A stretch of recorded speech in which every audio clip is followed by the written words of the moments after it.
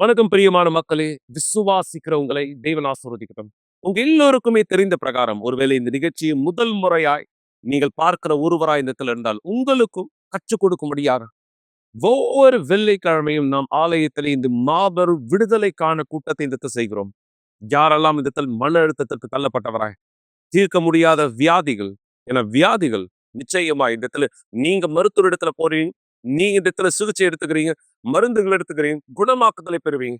ஆனா சில மக்கள் அவங்களுடைய சரீரத்துல அந்த வலியை, அந்த வியாதியை உணர்கிறவராய் இருக்கிறார்கள். மருத்துவரால் கூட கண்டறியப்பட முடியாததாக, மேலும் அவர்கள் எந்த சிகிச்சை எடுத்தாலும் அவர்களுடைய வியாதி இந்த இடத்துல குணமடையப்பட முடியாத ஒரு வியாதியா இருக்கிறது. இதுதான் தீர்க்கப்பட முடியாத வியாதி. எத்தனை மக்கள் நீங்க இப்படியான வியாதியில் இந்த இடத்துல இருக்கீங்க? ஏன்னா சரீரத்துல ஒரு நபர் வியாதியை சந்திக்கும் பொழுதும் அந்த சரீரத்தினுடைய பலகீனத்த நிமித்தம் அந்த வியாதி அவரை இந்த இடத்துல அழிக்க வகை தேடுகிறது. ஆனா சரீரம் பலப்படுத்தப்படும்படியாக சிகிச்சைகள் எடுக்கும்போது அந்த நபர் பலப்படுத்தப்படுறாங்க. ஆனா ஆவிக்குரிய விதத்துல ஒரு நபர் வியாதியா இருக்கும் பொழுதும் அசுத்தத்தின் நிமித்தமாய், பாவத்து நிமித்தமாய், தவறுகள் நிமித்தமாய் அந்த நபர் இந்த இடத்துல எந்த சிகிச்சை எடுத்தாலும் ஒருபொழுதும் குணமாக்கப்பட முடியாது. உதாரணத்துக்கு 12 வருட உதிரப்போக்கு வியாதியோடு கஷ்டப்பட்ட அந்த பெண்மணி, அந்த பெண்ணுடைய வியாதி சரீரபூர்வமாக இந்த இடத்துல இருந்திருந்தால் அவங்க எந்த வைத்தியர் இடத்துல போனாங்களோ குணமாக்கலை பெற்றுப்பாங்க. ஆனா 12 வருடம் அந்த பிரச்சனை ஏன் தீர்க்கப்படலை? ஏன்னா அது சரீரத்தில் இருந்த வியாதி அல்ல, அது அவருடைய ஆவிக்குரிய வாழ்க்கையிலே இந்த இடத்தில் இருந்தது. எனவேதான் இயேசுடைய வஸ்திரத்தை விசுவாசத்திலே அவர் தொட்ட பொழுதும் அந்த நபருடைய வாழ்க்கை விடுதலையாக்கப்பட்டது. அந்த விடுதலை குணமாக்கலை இந்த இடத்தில் கொண்டு வந்தது. உங்களுடைய வாழ்க்கையில் என்ன பிரச்சனையை கடந்து குறையும்? ஒருவேளை நீங்க குழப்பத்துல இருக்கலாம். இது நாள் வரை என் வாழ்க்கையில என்ன நடந்துட்டு இருக்கும்? என்னுடைய சூழ்நிலை இப்படியாக இந்த இடத்துல இருக்கு, ஏன் வாழ்க்கை இந்த இடத்துல இந்த நிலையில இந்த இடத்துல இருக்கு? அல்லது நீங்க பார்க்கிற இந்த பிரச்சனையை ஜெயிக்க நீங்க எல்லா முயற்சி எடுக்கிறீங்க, ஆனா ஒருபொழுதும் அந்த சூழ்நிலை இந்த இடத்துல மாறல. இந்த ஆவிக்குரிய எல்லா பிரச்சனைகளை ஜெயிக்கதான் ஒவ்வொரு வெள்ளிக்கிழமை இந்த விடுதலைக்கான ஜெபத்தை நாம் செய்கிறோம். அருமையான ஜெபத்தை, தேவனுடைய வல்லமையை பல மக்கள் ஆலயத்திலே இந்த இடத்துல அனுபவித்தார்கள். இது உங்களுக்கும் இந்த இடத்துல நடப்பதை நான் இந்த இடத்துல விரும்புறேன். ஆம், உங்களுக்காகவும் தேவன் இந்த இடத்துல செய்ய விரும்புறார். நீங்க யார் இந்த நாளுடைய கூட்டத்தை தவற விட்டீர்களோ, ஒருவேளை உங்கள் இந்த இடத்துல விருப்பம் இருந்தது, வருவதற்கான வர முடியல, தேவன் உதவி செய்யட்டும். உங்களுக்கான பலனை தேவன் கொடுப்பார். நீங்களும் இந்த ஆவியிலே எங்களுடைய இடத்துல இணைந்து எல்லா அசுத்த வேலைகளை எதிர்க்கும்படியாக தேவனுடைய பலனான கைகளில் நீங்க விடுதலையாக்கப்படும்படி எனக்கு ஒரு பிரச்சனையானது இருக்கு, நான் உங்களோட இந்த இடத்துல பேச விரும்புறேன், நான் உங்களோட இந்த இடத்துல பேசலாமா? உதவி எங்களுக்கு எங்களை தொடர்பு கொள்ளுங்கள், தெரியப்படுத்துங்க. உங்களோடு நானும் கூட இந்த இடத்துல பேசுவேன். நீங்கள் இந்த ஆலோசனையை பெற்றுக்கொண்டு விடுதலை உங்களது வாழ்க்கை நீங்க பெறுவதற்கான வழி என இதை கற்றுக் கொடுக்கும்படியாக என தேவன் மாறாத தேவனா இருக்கிறார். ஒவ்வொரு நாளும் உங்களுக்கு இந்த சாட்சிகளை நாங்க காண்பிப்பது வெறும் தற்செயலா இந்த இடத்துல நடந்தது ஏதோ ஒன்று இந்த இடத்துல நீ பார்க்கறதுக்காக இல்ல, தேவன் இன்றும் உதவி செய்ய விரும்புகிறார் என்பதை பார்க்க. எனவே இந்த விசுவாசத்தலை, இந்த ஆவிக்குரிய பிரச்சனையிலிருந்து விடுதலையாக்கப்பட்ட நபர் இன்னொருடைய விசுவாசத்தினுடைய பதிலை இங்க நீங்க பார்க்க போறீங்க. இவருடைய வாழ்க்கையில் நடந்ததை தேவன் உங்களுக்கும் இடத்துல செய்ய விரும்புகிறார் என்பதை புரிந்து கொள்ளும்படியாக சாட்சியை பாருங்கள். தொடர்ந்து இணைந்திருப்பேன். எனக்குள்ளாக இருக்கிற அந்த வெறுமத்தன்மை என்னுடைய முகத்திலே தெரிய ஆரம்பிச்சது. எனக்குள்ள ரொம்ப வலியா இருந்துச்சு. நிறைய விதமான வெறுப்புணர்ச்சி, உறவுகளில் எனக்கு ஏற்பட்ட பிரிவு, இது எல்லாமே என்னை மற்றவங்களை கை காட்டி கூப்பிட ஒரு பொண்ணா மாத்துச்சு. எனக்குள்ள இருந்த அந்த வெறுப்புணர்ச்சி, எனக்குள்ளாக இருந்த அந்த பெரிய வலி, நான் தீர்மானிச்சேன் என்னை நான் முழுமையா விபச்சாரத்துல ஈடுபடுத்த போறேன்னு. இந்த உலகத்தினுடைய விபச்சாரத்துல இந்த இடத்துல நான் வந்து மற்றவங்களை கை காட்டி கூப்பிடுற ஒரு பெண்ணா மாறிட்டேன். என்னுடைய நண்பர்களை பயன்படுத்தி இதை நான் செய்வேன். குடிக்க ஆரம்பிச்சேன், போதைப் பொருட்களை பயன்படுத்த ஆரம்பிச்சேன். நான் கெட்ட பழக்கத்துக்காக தான் விபச்சாரம் செய்வேன். அந்த பொருள் பெறுவதற்காக தான் நான் விபச்சாரம் செய்வேன். இங்க நான் 2 விதமான தற்கொலை முயற்சிக்கு என்னை நான் ஈடுபடுத்தினேன். நான் எழுந்த உடனே நான் வேகமா அடிச்சுப்பேன், என்னுடைய முகத்திலேயே நான் அடிச்சுப்பேன், இல்லைனா இடிச்சுப்பேன், என்னுடைய முடியை பிடிச்சி நானே இழுத்துப்பேன். சாவறதுக்கு கூட நான் பிரயோஜனம் இல்லைன்னு நினச்சேன். பிசாசு கூட என்னை கண்டிப்பாக விரும்ப மாட்டான், அவனோட என்னை கொண்டு செல்ல.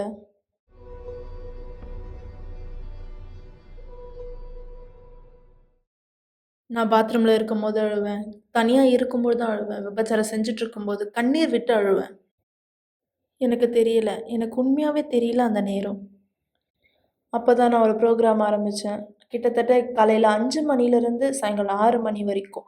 பிற்பாடு நான் வீட்டுக்கு போனதுக்கப்புறம் என்கிட்ட இருக்கிற எல்லா சோப்பையும் எடுத்து நான் குளிக்க ஆரம்பித்தேன். நான் நினச்சேன், ரொம்ப அழுக்கா இருக்கேன், அழுக்கா இருக்கிறது போல் உணர்றேன். எப்படி இருந்துச்சுன்னா, ஒரு புழுதியில நான் போய் படுத்து எந்திரிக்கும்போது, அந்த புழுதி உடம்ப விட்டு போகாம இருக்கும்போது எப்படி இருக்குமோ, அந்த மாரி நான் உணர்ந்தேன். ரொம்ப மோசமான விஷயம். நான் அழுக்கா இருக்கிறது போல உணர்ந்தேன். அந்த நேரமானது யாராச்சும் வந்து என்ன குத்தி கொல்ல மாட்டாங்களா அப்படின்னு நான் நினச்சேன். அப்போ ஒரு நேரம் வந்துச்சு. என்னுடைய முன்னாள் கணவர் விபச்சாரம் செய்கிற இடத்தினுடைய முதலாளியாக இருந்தார். நான் நினச்சேன், அந்த நேரமானது எனக்கு சமாதானம் வரணும். நான் இனிமேலும் பிரச்சனையோட இருக்க போறதில்ல. அந்த நேரம் எனக்கு மோசமா இருந்துச்சு தவிர சரியாகல. ஏன்னா அந்த உறவு, முன்னாடி இருந்த அந்த உறவு, நான் அதில சிதைச்சு போயிட்டேன். அவரோட இருந்த அந்த உறவு. என்னால யாரையும் அன்பு செய்ய முடியல. என்னால யாரையும் பார்க்க முடியல. யாரும் என்ன அன்பு செய்யல. என்னுடைய 26 வயசுல உலகத்தின் வழியில போயிட்டேன். உலகத்தின் வழியில போயிட்டு, இந்த மாரி மாற ஆரம்பிச்சேன். இந்த மாரி உடல் பயிற்சி செஞ்சு, என்ன அழகுபடுத்திக்கிறதுக்காக. இதெல்லாம் எதுக்கு செஞ்சேன்னா, எனக்குள்ள இருக்கிற அந்த வெறுமைய மறைக்கிறதுக்காக. என்னுடைய உடம்ப நான் ஃபிட்டா மாத்திக்கிட்டேன். என்னுடைய அம்மா கேட்டாங்க, "என்ன ஆச்சு உனக்கு? ஏன் இப்படிலாம் செய்ற?" என்ன ஆச்சுன்னு கேட்கும்போது, நான் அத சொல்ல விரும்பல. எனக்குள்ள இருந்த அந்த வெறுமைய நான் மறைக்க தான் நெனச்சேன். அந்த நேரமானது நான் பயன்படுத்தின பொருட்கள் ரொம்ப ஆபத்தான பொருட்கள். நான் ஸ்டெராய்ட பயன்படுத்த ஆரம்பிச்சேன். ஏன்னா, என் உடம்ப நான் ஃபிட் ஆக்கிக்கணும்னு நெனச்சேன். உங்களுக்காக ஒரு மனுஷன் இங்க இருக்காரு. அவர் உங்ககிட்ட பேச விரும்புறார். என்னுடைய பேர் டானின் மோலின். நான் வந்து உடல் பயிற்சியை கற்றுக் கொடுக்குற ஒரு ஆள். இவங்க என்னை அழைச்சாங்க. அவங்களுடைய உடலுக்கு நான் உடல் பயிற்சி கொடுக்க. அந்த நேரம் நிறைய இவங்க ஆஸ்ட்ராய்டு எடுக்க ஆரம்பிச்சாங்க. அவங்களுடைய உடலை இன்னும் அதிகமாக ஏற்றுறதுக்காக. அது மட்டும் இல்லை, இவங்க நிறைய விதமான போதைப் பொருட்களோட பயன்படுத்தினாங்க. நான் என்ன கண்ணாடியில பார்த்து நான் நெனச்சிருக்கேன். இது நான் கிடையாது கண்டிப்பா. விபச்சாரம் என்ன நிரப்பல. நான் செய்த உடற்பயிற்சியும் என்ன நிரப்பல. எதுவுமே என்ன நிரப்பல. அதுக்கு பதிலா என்னுடைய யோசனையில எப்பவுமே ஒரு குரல் கேட்டுட்டே இருந்துச்சு. பஸ்ஸுலேருந்து விழுந்துரு, ட்ரெயின்லேருந்து மேலே இறங்கி விழுந்துரு, கீழேருந்து குதிச்சிரு, உனக்குள்ள சமாதானம் வரும், நீ இறந்துட்டனா. ஏன்னா எனக்குள்ள சமாதானம் இல்ல. ஏன்னா என்னுடைய எண்ணத்துல எப்பொழுதுமே ஒரு இரைச்சலானது கேட்டுட்டே இருந்துச்சு.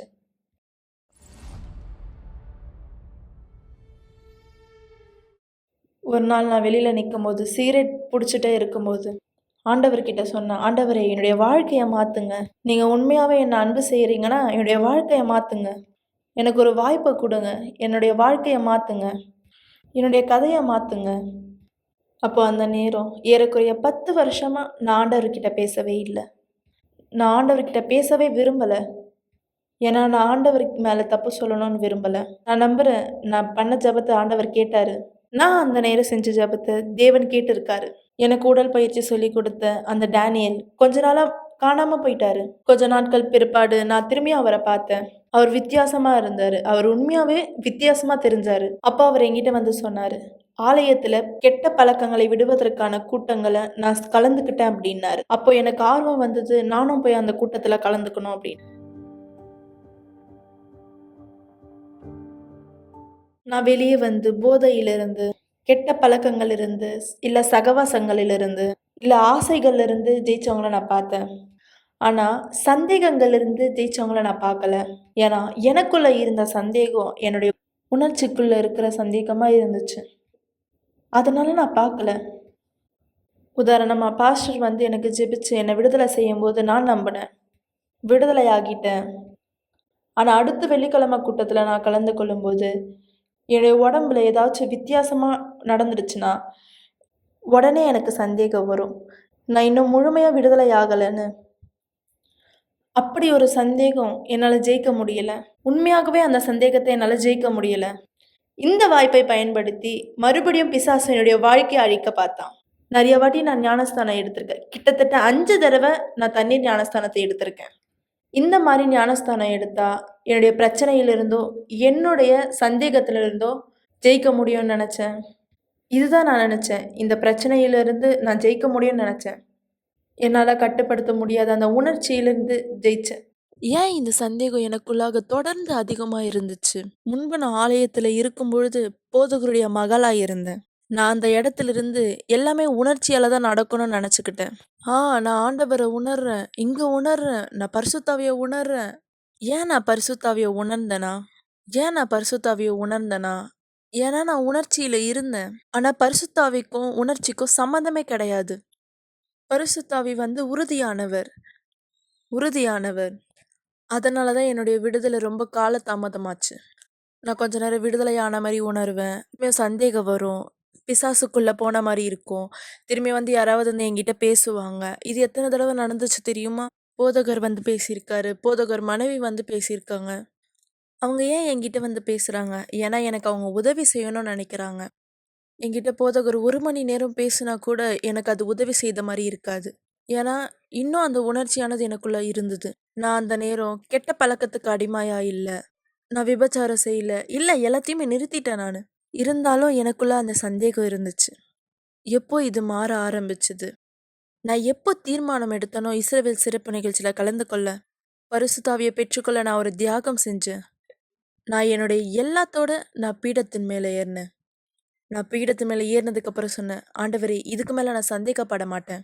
நான் பீடத்து மேல ஏறியிருக்கேன். என்னுடைய தியாகத்த செஞ்சிருக்கேன். நான் பரிசுத்தாவிய பெற்றுக்கொள்ள. நான் இனிமே சந்தேகப்பட மாட்டேன்.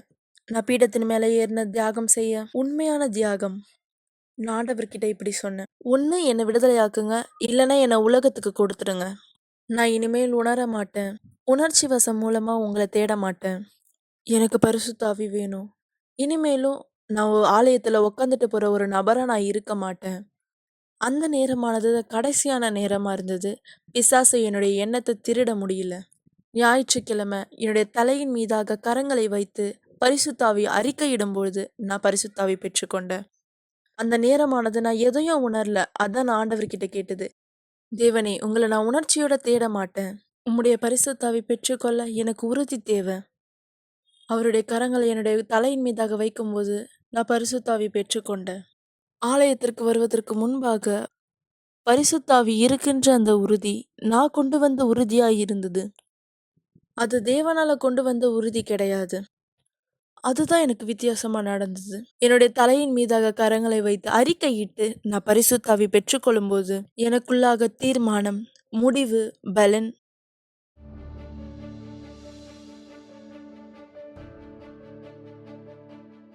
தேவனால கொடுக்கப்பட்ட ஒரு உறுதி. இந்த உறுதி நானே கொண்டு வந்ததில்ல. தேவன் எனக்காக கொடுத்த உறுதி. நான் கிட்டத்தட்ட 3 வருஷமா இந்த ஆலயத்துல இருந்தேன். எனக்குள்ளாக எப்போ பரிசுத்தாவி வரப்பட்டதோ, நான் உணர்ச்சியில பரிசுத்தாவி தேடாம எப்போ விசுவாசத்துல தேடி பெற்றுக்கொண்டேனோ, அப்போ எல்லாமே கட்டப்பட்டுச்சு. என்னுடைய சிந்தனையில சமாதானம் உண்டாச்சு. எனக்குள்ளாக இனிமேலும் எந்த விதமான மக்களை எதிர்த்து பிரச்சனை இருக்காது. வெறுப்புணர்ச்சி கிடையாது. இனிமேலும் அந்த வெறுமையானது எனக்கு கிடையாது. எல்லா கூட்டத்திலுமே நான் கலந்து கொண்டேன். இன்னைக்கு நாங்கள் இருவரும் திருமணம் பண்ணியிருக்கோம். நாங்கள் இருவரும் சந்தோஷமா இருக்கோம். மிக முக்கியமாக தேவனோடு இருக்கக்கூடிய உறவில் மிக பலனா இருக்கிறா. எங்களுடைய வாழ்க்கை சந்தோஷமா இருக்கு. ஒரு தாயா இருக்காங்க, உண்மையான ஒரு தாயா, தன்னுடைய குழந்தைய பார்த்துக்கிற ஒரு தாயா. எல்லாத்துக்கும் மேல நன்றி. எங்களுடைய மகள் கூட பீடத்து மேல இருக்கா. நாங்க வணங்குற அதே தேவனை அவளும் வணங்கி கொண்டு இருக்கா. நீ ரொம்ப அற்புதமான ஒரு தாய். என்னுடைய மகளுக்கு அற்புதமான மனைவி கூட. நான் உன்னை இன்னும் அதிகமா நேசிக்கிறேன். நான் கூட உங்களை அன்பு செய்கிறேன். நான் உங்களுடைய வாழ்க்கைக்காக தேவனிடத்துல நன்றி செலுத்துறேன். எதெல்லாம் தவறா இருக்கோ அதெல்லாம் தேவனால சரியாக்கப்படும். முன்னாடி இருந்தேன்னா இனிமேலும் அது நான் இல்லை. முன்னாடி இருந்த பெண்ணுக்கு என்ன ஆச்சு தெரியுமா? உலக ரீதியான வாழ்க்கையை விட்டு அவ மரித்து போனா. பின் இறக்கப்பட்ட ஒரு பெண். இப்போ இருக்கிற அந்த பெண் ஒரு புதிதான பெண். நான் உலகத்துக்கு இறந்த தேவனால் திரும்பியும் பிறக்கப்பட்டேன். கவலைப்படுவதை நிறுத்துங்கள் என்ற நிகழ்ச்சியை பார்த்து கொண்டிருப்பதற்கு மிக்க நன்றி. கூட்டம் முடிந்த பிற்பாடும் நீங்கள் எங்களை தொடர்பு கொள்ளலாம். மறந்து விடாதீர்கள். எங்களுடைய எண் 9346387738. நன்றி. எனவே மக்களே, நீங்க உங்க வாழ்க்கையில சந்திக்கிற பிரச்சனை என்னன்றதை மதிப்பிட்டு பாருங்க. அந்த பிரச்சனையை இந்த இடத்துல ஜெயிக்க உங்களுடைய பலன் போதுமானதா? உங்களுடைய முழு பலத்தோட போகும். நீங்க இந்த சூழலை இந்த இடத்துல ஜெயிக்க ஆனா உங்களுடைய பலனை தாண்டியதாய் அந்த பிரச்சனை இந்த இடத்துல இருக்குன்னு பாக்குறீங்கன்னா, அது அசுத்தத்தினால் உருவாக்கப்பட்டது. உங்களுக்கு தேவனுடைய பலன் தேவையாய் இந்த இடத்தில் இருக்கிறது. தேவனுடைய வல்லமையால் மட்டுமே இந்த அசுத்தத்தின் வேலைகளை நீங்க இந்த இடத்தில் ஜெயிக்க முடியும். எனவே தேவனுக்கு அனுமதியாக தரப்படுது. ஒருவேளை உங்களுடைய பிள்ளைகளை குறித்து நீங்க கவலைப்பட்டுட்டு இருக்கீங்க. உங்க பிள்ளைகளுடைய தவறான முடிவுகள் நிமித்தம், உங்க பிள்ளைகளுடைய தவறான வாழ்க்கை முறையின்படி, இல்ல உங்க பிள்ளைகளுடைய தவறான யோசனையிலே, அவர்கள் தவறான சகவாசத்திலே சேர்வதில்லை. நீங்க உங்க பிள்ளைகள் வீட்டை விட்டு தாண்டி வெளியில போடும்பொழுது என்ன செய்ய முடியும் உங்களால? மிக நிச்சயம். நீங்க அவங்கள ஒருவேளை ஃபோன் பண்ணி எங்க இருக்காங்க, ஏது இருக்காங்க கேட்க முடியும். ஆனா அவர்களை நீங்க கவனிக்க முடியுமா? ஆனா தேவன் அதை செய்ய வல்லவராய் இந்த இடத்துல இருக்கிறார். எனவே தேவன் உங்களுடைய பிள்ளைகளுக்குள் விடுதலை இடத்தில் கொண்டு வர, உங்களுடைய கணவரை தேவன் இந்த தொடுவதற்காய், உங்களுடைய மனைவியை தேவன் இந்த இடத்துல தொடுவதற்காய், வழி நடத்துவதற்காய், அவர்களது வாழ்க்கை விடுதலையிலே தேவனுடைய பரிசுத்தத்திலே நடப்பதற்காய் உதவியானதை தேவன் செய்ய இன்றும் விருப்பத்தை உடையவராய் இருக்கிறார் என்பதை ஒருபோதும் மறக்காதீங்க. ஏன்னா தேவனுடைய பார்த்து சொல்கிறது, இப்பிரபஞ்சத்தினுடைய அதிபதியான பிசாசானவன், இந்த பிரபஞ்சத்தினுடைய அதிபதி தேவன் அல்ல, இந்த பூமியினுடைய அதிபதி பிசாசானவனா இந்த இடத்துல இருக்கான். அவன் மக்களுடைய எண்ணங்களை குருடாக்குகிறான். அதனுடைய அர்த்தம் தேவனுடைய வார்த்தையை புரிந்து கொள்ள முடியாதபடி, தேவன் அவர்கள் வாழ்க்கை ஆசீர்வதிக்க விரும்புகிறார் என்பதை புரிந்து கொள்ள முடியாதபடி அவருடைய எண்ணங்கள் குருடாக்கப்பட்டதா இடத்துல இருக்கிறது. தேவன் உங்களுக்கு விடுதலையை தர விரும்புகிறார். உங்களுடைய வாழ்க்கையை அவர் மாற்ற விரும்புகிறார், அனுமதித்தால். ஆம், இதுதான் இந்த நபருக்கு நடந்தது. என இவருடைய எண்ணம் குருடானதா இந்த இடத்தில் இருந்தது. தன்னுடைய சொந்த பலத்தை, தன்னுடைய சொந்த வழியை சார்ந்தவராய் இவர் வாழ்க்கையானது இருந்தது. ஆனா எப்பொழுது ஒரு கடினமான சூழலை சந்திக்க நேரிட்டதோ, அந்த கடினமான சூழலிலே தேவன் யார் என்பதை புரிந்து கொள்ள இவருடைய கண்கள் திறக்கப்பட்டது. திறக்கப்பட்ட பிற்பாடு இவருடைய வாழ்க்கை என்னவாக இந்த இடத்துல மாறியது. இந்த சாட்சியை பாருங்க. இந்த சாட்சி பிற்பாடு இணைந்திருக்கலாம். இதே விடுதலையை கூட்டத்தில் மக்கள் பெற்றுக்கொண்ட விடுதலை இந்த விசுவாசத்தில் நீங்க இந்த நிகழ்ச்சி மூலமாய் பெற்றுக்கொள்ளும்படியாக ஒன்றிணைந்து இந்த விடுதலையை உங்கள் மீது இந்த இடத்தில் அறிக்கிறேன். சாட்சிக்கு பிற்பாடு எனக்கு கல்யாணம் ஆகி 3 வாரம். அந்த முதலிரவு ராத்திரியில கூட வாக்குவாதங்கள், கருத்து வேறுபாடுகள் இருந்தது. இவங்க எல்லாத்துக்கும் ஒரு ஆளுமை செலுத்துவாங்க. அது மட்டும் இல்லாம, இன்னும் ஆக்ரோஷமா சரீரபூர்வத்துல சில விஷயங்கள் செய்யப்பட்டது. சில மாசத்திலேயே தன்னுடைய அம்மா வீட்டுக்கு போகணும் அப்படின்னு நினைச்சாங்க. ஆனா அவங்க கர்ப்பமா இருந்ததுனால அவங்க இங்கேயே இருந்துட்டாங்க. அது மட்டும் இல்லாம, நான் போலீஸ் உத்தியோகத்துல சேர்ந்தேன். கையில கன் இருக்கும். இந்த மாதிரி தெருவுல இருப்பேன். சில நேரத்துல சூழ்நிலை ரொம்ப மோசமாகும். அந்த நேரம் தான் வேலைக்கு புதுசா வந்தேன். என்னால அந்த பாரத்தை தாங்க முடியல. அது மட்டும் இல்லாம என்னுடைய மனைவி, பிறந்த குழந்தையோட என் மனைவி இருந்தாங்க. நான் அதிகமாக கோவப்படுவேன். அவருடைய செயல் என்னை தூக்கி எறிகிற மாதிரி இருக்கும். இன்னொரு வார்த்தையில் சொல்லணும்னா, அவர் மேலே எனக்கு இருந்த எல்லா கவலையுமே நான் எனக்குள்ள அடக்கிப்பேன். நான் எப்படி அவர்கிட்ட நடந்துக்கிறேனோ அதே மாதிரி தான் அவருடைய நடத்தை என்கிட்ட இருக்கும். எனக்கு ஞாபகம் இருக்கு, எப்போ நான் வீட்டுக்கு குடிச்சிட்டு வருவேனோ ரொம்ப ஆக்ரோஷமா இருப்பேன். நிறைய வாக்குவாதங்கள் நடக்கும். வீட்டில் வரும்போது நிறைய விதமான பிரச்சனைகள். வீட்டில் இருக்கக்கூடிய பொருளை போட்டு உடைக்கிறது. இந்த வாக்குவாதங்களில் ஒரு தடவை நான் என் பையனை வச்சுட்டு இருக்கும்போது அவர் துப்பாக்கியானதை எடுத்தார். அந்த நேரம் நான் என்னுடைய ரூமில் என் பெட்டில் என் பையனை வச்சுட்டு இருந்தேன். நான் அந்த துப்பாக்கியை பார்க்கும்போது உண்மையாக நான் பயத்தோடு இருந்தேன். அவர் அந்த துப்பாக்கியை என்னுடைய வாயில் வச்சு அவர் சொன்னார், உன்னை நான் சுட போகிறேன்.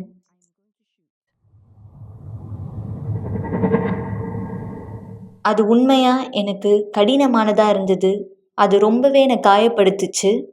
நான் யோசித்தேன், இவர் உண்மையாக என்னை அன்பு செஞ்சாருன்னா நிச்சயமாக என் பையன் இருக்கும்போதே இதை இவர் செஞ்சிருக்க மாட்டாருன்னு. நான் கல்யாணம் ஆகாத நபராக வாழணும்னு நினச்சேன். முன்னாடி இருந்தது போல பெண்களை தேடி போகிறது. அதாவது நான் வந்து வேலைக்கு போகல, ஆனால் வேலைக்கு போகிறேன்னு சொல்கிற மாதிரி, மற்ற இடத்துக்கு போகிறது, பார்ட்டிக்கு, இந்த மாதிரி ஒவ்வொரு இடத்துக்கு போகிறது. ரொம்ப மோசமாக நடந்துக்கிட்டேன். ஒரு நாள் வர வரையும், அதாவது இங்கே இருக்கிற மாதிரி, இதில் ஃபோட்டோவில் பார்க்குற மாதிரி, அந்த நேரத்தில் நான் ஒரு ஸ்லம் ஏரியாவில் இருந்தேன். மைனராக இருக்கக்கூடிய ஒருத்தரை அரெஸ்ட் பண்ண போயிருந்தேன். அப்போ அவர் சொல்லியிருந்தார், நாங்கள் அவரை அடித்தோன்ட்டு இந்த மாதிரி சம்பவங்கள் நடக்கும்போது கம்ப்ளைண்ட் எடுத்துப்பாங்க அப்படின்னு சொல்லப்பட்டது. அப்போது நான் என்னுடைய சக தொழிலாளர் மத்தியிலேருந்து ஒரு ஃபோன் கால் எனக்கு வந்தது. அவர் சொன்னார், பார் எல்லாமே முடிஞ்சிச்சு இப்போ, நீ என்ன சொல்கிற அப்படின்னு நான் கேட்டேன். அப்போ அவர் சொன்னார், தெரியும்ல நம்ம சட்டத்துக்கு வந்து பொறுப்பாக இருக்கணும்னு சொல்லி. நான் சொன்னேன், ஆமாம், ஆனால் இது எல்லாமே தலைகீழ மாறிச்சு அப்படின்னு அவர் சொன்னார். இன்னும் சொல்லப்போனால் வேலையானது கூட போகலாம் அப்படின்னாரு. அப்போ கூட நான் சொல்லியிருந்தேன் அப்படின்னாரு. "இனிமேலு நீ சொல்லியும் பிரயோஜனம் இல்ல" அப்படின்னு சொன்னாங்க. அப்போ உன்ன கைது பண்ண போறாங்க அப்படின்னு சொன்ன உடனே எனக்கு அப்படியே ஒரு ஆச்சரியமா இருந்தது. நான் போலீஸ் உத்தியோகத்துல 10 வருஷம் 8 மாசம் இருந்தேன் நான். அந்த நாள் என்னுடைய வாழ்க்கையில் மிக மோசமான நாளா இருந்தது. அப்ப நான் அங்கிருந்து குழப்பமான ஒரு மனுஷனா தான் நான் வேலையிலிருந்து வந்தேன். அப்ப என் கன்னு கையில இருந்தது. என் டேபிள் மேல வச்சு, என் கன்ன அதாவது அந்த மேசையில வச்சு நான் கன்ன அப்படியே பார்த்துக்கிட்டே இருந்தேன். கைவிட்டு போகுதே அப்படின்ட்டு. எப்போ என் கன்ன நான் எடுத்தேனோ, அது மட்டும் இல்லாம என்னுடைய அப்பாவுக்கும் நான் ஃபோன் பண்ணேன். என்னுடைய அப்பா யுனிவர்சல் சர்ச்சுடைய பிஷப். அவர் எனக்கு ஒரு யோசனையானது குடுத்தார். ஆனா நான் ஒருபோதும் அவர் வார்த்தை கேட்டது கிடையாது. சொல்லப்போனா, நான் எனக்கே முதலாளியா இருக்கணும்னு நெனச்சேன். பாஸா. அப்பத்துலருந்து அப்படிதான் இருந்தேன். அப்ப கன்னு கையில இருக்கும்போது, "உன்கிட்ட ஒரு விஷயம் சொல்றோம். உங்க அப்பா வீடியோ கால்ல இங்க இருக்காரு. நீங்க பேசலாமா அவர்கிட்ட?" "ஹலோ அப்பா. ஹாய், எப்படி இருக்க? இப்ப எல்லாமே நல்லபடியா நடக்குதா? இப்ப எல்லாமே நல்லா இருக்குப்பா." நீ கடந்து போன அந்த கஷ்டங்கள் எப்படி இருந்தது? அந்த நேரம் அவர் சொன்ன வார்த்தையை நான் நினைவு கூர்ந்தேன். எனக்கு ஞாபகம் இருக்கு. அதாவது நான் சொன்ன அந்த வார்த்தை, தேவனுடைய வார்த்தை சொன்னேன். அன்னைக்கு அழுதுகிட்டே இருந்தார் அவரு. இன்னைக்கு நான் இந்த இடத்துல இருக்கேன். அதாவது சொல்றதுக்காக உண்மையாவே எத கடந்து போனாரோ, தேவன் நியாயம் செய்வார் என்பதை நம்பு. தேவன் நீதி உள்ளவர். இப்போ நீ என்ன பண்ணணும் தெரியுமா? நம்பணும்.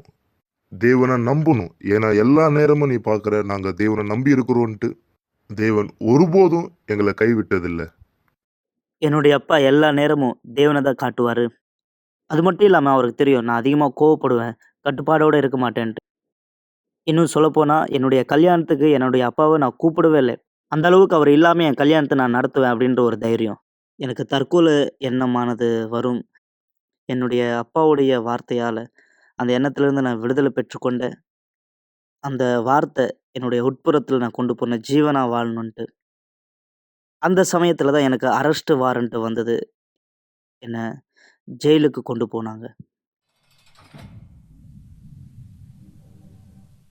நான் ஜெயிலுக்குள்ள இருக்கும்போது தான் மெய்யான மனம் திரும்புதல் எனக்கு கிடைச்சது.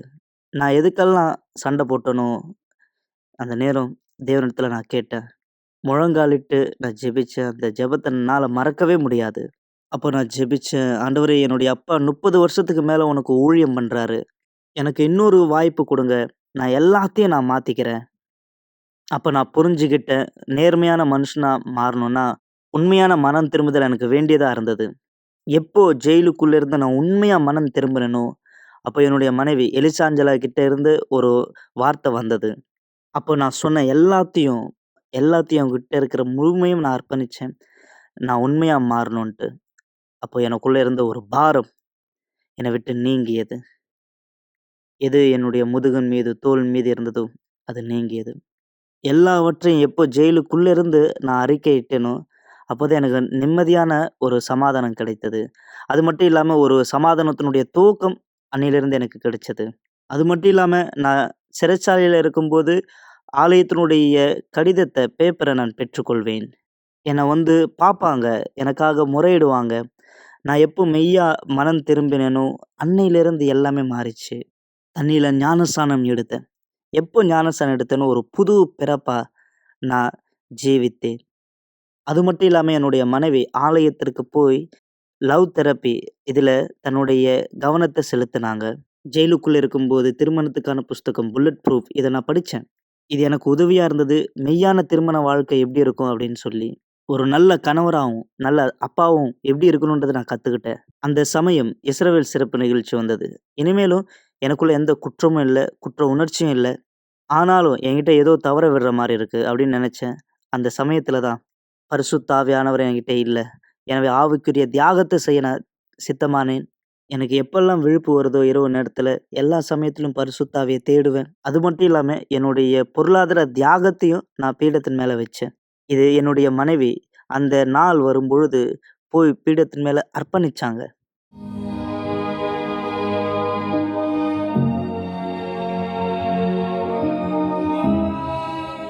விசிட்டிங் டே அந்த நாள் வரும்போது நான் ரேடியோவை ஆன் பண்ணி மொத்தமா அதாவது அந்த கூட்டத்த வழிபாட்டுல நான் கலந்துக்கிட்டேன். பிஷப் மசீதுவுடைய கூட்டத்த முழுசா நான் கேட்டேன். பரிசுத்த ஆவி வேணும்னு கேட்டேன். பிஷப் மசீது மீட்டிங்ல சொல்லியிருந்தார். "நீ இப்ப எங்க இருந்தாலும் சரி பரவால்ல. அந்த நேரம் தேவன் எங்கிருந்தாலும் உன்னை வந்து தொடுவார், வருவார். அப்போதான் நான் தீர்மானிச்சேன் ரேடியோல கேட்டுக்கிட்டு, ஜெயிலுக்குள்ள இருந்து நான் ப்ரேயர் பண்ணேன். அந்த அளவுக்கு ஆழமா தேவனிடத்துல முறையிட்டேன் அவருடைய ஆவி பெறணுன்ட்டு. ஒரு தருணத்துல எனக்குள்ளாக அந்த அளவுக்கு கட்டுப்படுத்த முடியாத ஒரு சந்தோஷம், கண்ணீர், ஆனந்தம். அந்த சந்தோஷத்த விலைக்கு சொல்ல முடியாத ஒரு மாபெரும் சந்தோஷம். இதுவரையும் என்னுடைய வாழ்க்கையில நான் அத அடைஞ்சதே இல்ல. அந்த சந்தோஷம் விலைக்கு சொல்ல முடியல. தேவன் எனக்குள்ள இருக்கிறாருன்றத, அத எப்படி சொல்றது? அதாவது பரிசுத்த ஆவி எனக்குள்ளாக வந்தார். நான் பெற்றுக்கொண்டேன். அந்த நாள் விசிட்டிங் நாள். நான் வந்து என்னுடைய மனைவி வந்து பாப்பா எத பத்தியும் நான் கவலைப்படல. நான் அங்க உள்ள இருந்து நான் வந்து தேட ஆரம்பிச்சேன். 17வது செப்டம்பர் 2017ல எனக்கு இந்த அபிஷேகமானது கிடைச்சது. அது மட்டும் இல்லாம ஜெயில்ல இருந்து அக்டோபர் 4ஆம் தேதி 2017 நான் ரிலீஸ் ஆனேன்.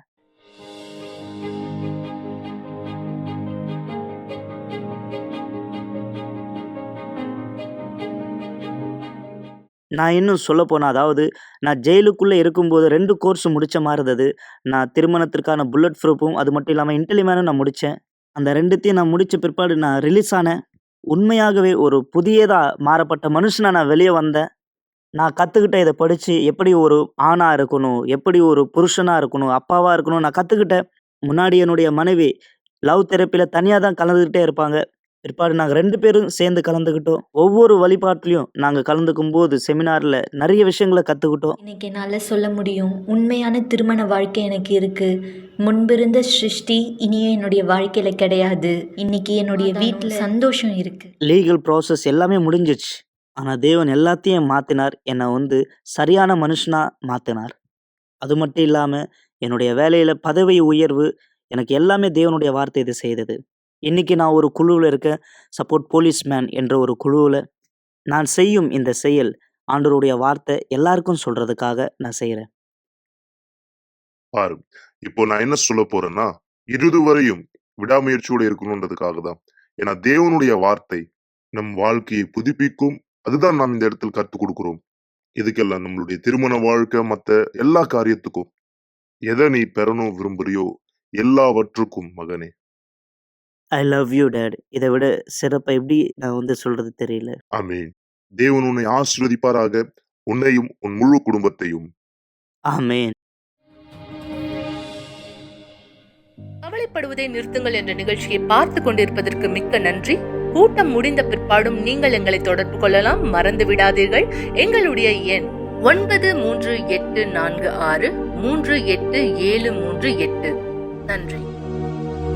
ஒரு கிளாஸ் தண்ணீரை ஆயத்தப்படுத்திக் கொள்ளுங்கள் அல்லது தொலைக்காட்சிக்கு அருகாமையிலே வாருங்கள். இந்த நேரம் உங்களுக்கான ஒரு சிறப்பு ஜெபத்தை நாம் செய்ய போகிறோம். எங்கள் ஆண்டவராகிய இயேசுவே, என் தெய்வாவியானவரே, இதோ இந்த நேரம் இந்த மக்கள் தன்னுடைய பிரச்சனையை எந்த விதத்திலே சந்திக்கிறவராய் இருக்கிறார்கள் இவர் சோதித்தறிந்திருப்பாரே. ஆனால் இவருடைய பிரச்சனை இந்த அசுத்தத்தினால் உண்டாக்கப்பட்டது என்று இதோ என் தேவனை எங்களுடைய கரத்தினால் அல்ல, உம்முடைய பலனான கைகளினாலே இந்த அசுத்தத்தினுடைய எல்லா வேலைகளையும் இந்த இடத்தில் எரிக்க கேட்கிறேன். தெய்வனையாய், சாபமாய், பொறாமையாய் இந்த வீட்டை, இந்த வீட்டாரை, இந்த வீட்டு நபர்களுக்குள்ளாக எந்த வேலையை நீ செய்து கொண்டிருந்தாலும் எரிந்து போய் போதே. இந்த நபருடைய வாழ்க்கை, இவருடைய சரீரமோ, இவருடைய ஆத்மாவோ உனக்கு சொந்தமானதில்லை. என் தேவன் ஆண்டவராக இயேசு கிறிஸ்துவின் பெயரால் கட்டளையிடுகிறேன். இந்த வீட்டை விட்டு, இந்த நபருடைய வாழ்க்கையை விட்டு, இந்த நபருடைய வழியை விட்டு எல்லா உன்னுடைய அழுக்கான வேலைகள் இந்த எடுத்துக்கொள். இயேசு கிறிஸ்துவின் பெயரால் வெளியேறு. இந்த வீட்டில் உனக்கு இடமானதில்லை. இந்த நபருடைய வாழ்க்கை உனக்கு இடமானதில்லை. இந்த நபருடைய யோசனைகள் உனக்கு இடமானதில்லை. இவருடைய வாழ்க்கை மீது உன்னுடைய பலனான கரம் இங்கு வேலை செய்யட்டும். இவரை, இவர் வாழ்க்கையை ஆசீர்வதிக்கிறேன். இவர் வாழ்க்கை மீது உம்முடைய வல்லமையை வெளிப்படுத்த கேட்கிறேன்.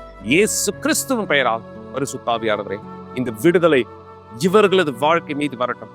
இரவு நேரங்களில் தூங்க முடியாதவர்கள் இந்த இரவு அருமையான உறக்கத்தை பெறும்படி இவர்களுக்கான அடையாளமாய் இருக்கட்டும். நீ இவர்களோடு இருக்கிறீர் என்பதை புரிந்து கொள்ள இவரை ஆசீர்வதிக்கிறேன். உம்முடைய கைகளில் ஒப்படைக்கிறேன்.